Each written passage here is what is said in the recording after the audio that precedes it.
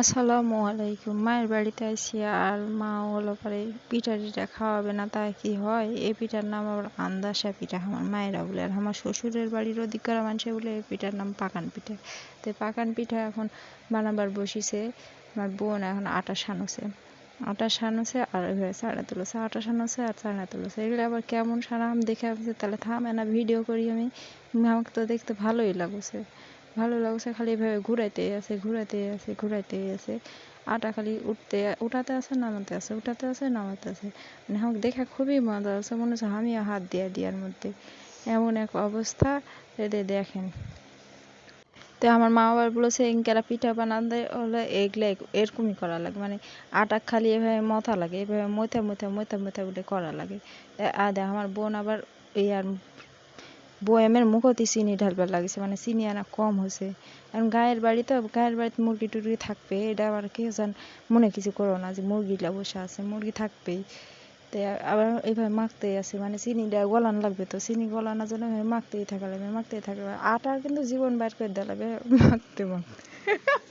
এটি আবার আমার মাও লিয়ে আসছে, মানে চুলার দিয়ে হলো পরে ইয়ে করবে, তো মানে ঘুরতেই আছে আর ঘুরটাটার কোনো শেষ নাই, ঘুরতেই আছে।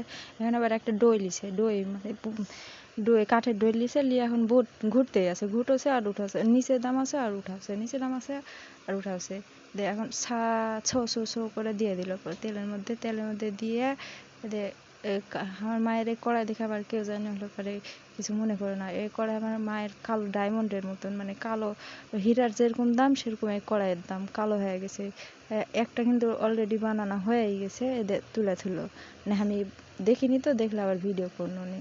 তো এদের এখন চলেছে, এদিকে জাল ঠেলছে, মাটির চুলা তো জাল ঠেলছে আর এদিকে হইতে আছে, মানে এক ঘন্টাই লাগবে আটা ঘুরতে মানে আটা কিন্তু রেস্ট রাখা যাবে না, আটা ঘুরতেই থাকা লাগবে।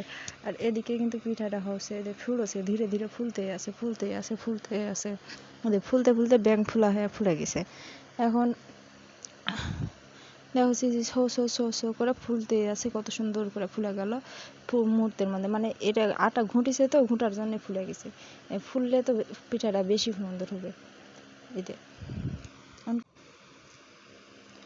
তেলের মধ্যে সুন্দরভাবে এক পিঠ হয়ে গেল, এখন আর এক পিঠ আমার মা উল্টায় দিবে। এতে আর এক পিঠ উল্টায় দিল, ওই পিঠ কিন্তু হয়ে গেছে এদের একটা ফুঁড়া দিয়ে দিল। এটা আবার কিসের শিক আল্লাহ ভালো জানে, ছাতার শিক না সাইকেলের শিক না কিসের শিক, আমার মাই ভালো জানে, মানে শিক ছাড়া বলে ওটা তোলা যাবে না, শিক অতি ভালো হবে তেল নিকশিবে, ওই জন্যে হতে আছে। এটা আবার পিঠা হতে আছে, আমার মা চুলার জাল দাওছে আর হচ্ছে এদের মানে সুন্দরই হয়ে গেছে পিঠাটা, তেলের মধ্যে পুড়োছে ভাজা হয়ে গেল লাল টুকটুকে মানে পুড়ে যাবে, কিন্তু শিক দিয়ে সুন্দর করে আবার তুলে উঠায় থেয়ে দিল। এই দে ফাইনালি হয়ে গেছে। এখন আমি আমার বেটা দিয়ে টেস্ট করাইলি বুঝি আসলে পিঠাটা কেমন হচ্ছে। তো আমার বেটা দে খাওয়ার জন্য রেডি, ফ্যানের বাতাসত এখন পাও ঝুঁকাওছে আর খাওছে, ও মানে পাও ঝুঁকাতেই আছে আর খাওছে। ওই দেখছে যে আসলে পিঠাটা কিভাবে এটা তৈরি করছে, এর মধ্যে আবার এত খুব কেন এদের। ওই তো আবার হাত দেখা যায়, হাত ঝুঁকায় বলেছে যে খুবই সুন্দর হচ্ছে। আমি বুঝেছি যে কেমন আছে বেটা, তো আমার বেটা হাত ঝুঁকায় বলেছে খুবই সুন্দর হয়েছে, খুবই ভালো লাগছে। এদের মুখ চোখের ভাব করেছে কেমন, মানে মেলায় সুন্দর লাগছে।